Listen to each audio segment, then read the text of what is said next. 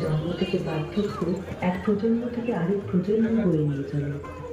এই ভক্তির ভিত্তি দাঁড়িয়ে আছে তিনটি স্তম্ভের উপর: জন্ম, সম্পর্ক এবং আশ্রয়।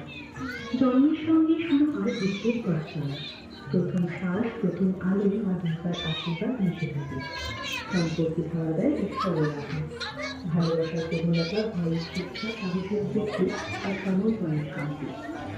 আশ্রয় নিয়ে সর্বত্র, গ্রাম থেকে নগর, মন্দির থেকে পূজা মণ্ডপে। তবে প্রকৃত আশ্রয় নিহিত আমাদের অন্তরে। ভক্তি প্রকাশ পায় তার রূপে। আর বৃত্তির পড়াশোনা। প্রথম শ্বাস, প্রথম আলো মা দুর্গার আশীর্বাদ মিশে থাকে। সম্পর্কে ধরা দেয় ঈশ্বরের আশা। ভালোবাসার প্রবণতা, ভয়ের শিক্ষা, সাহসের বৃদ্ধি আর সমর্পণের শান্তি।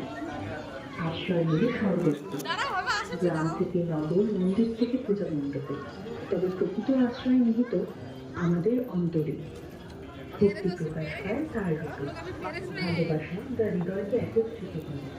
ভয় বা সীমা শেখায় ভ্রান্তি থেকে ফিরিয়ে।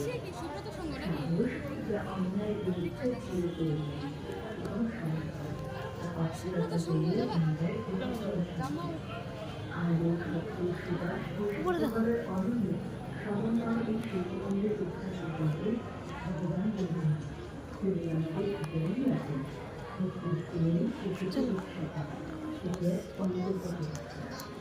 ভগবানের খুঁজে পাওয়া মানে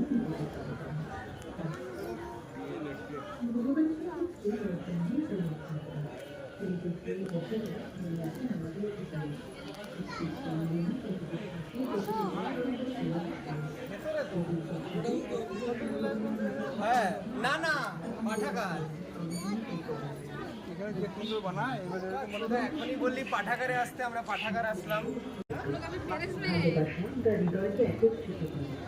ভয় বা সীমা শেখায় ভ্রান্তি থেকে ফিরিয়ে। সাহস যা অন্যায়ের বিরুদ্ধে ঝিয়ে পড়ে এবং অস্থিরতা পেরিয়ে অন্যায়ের আলো, শক্তি, সুবাস করার অরণ্য সমন্বয় এই শিল্পমন্দির উদ্ধার সম্পর্কে ভগবান রবীন্দ্রনাথ তিনি আমাদের জীবনেই আছেন।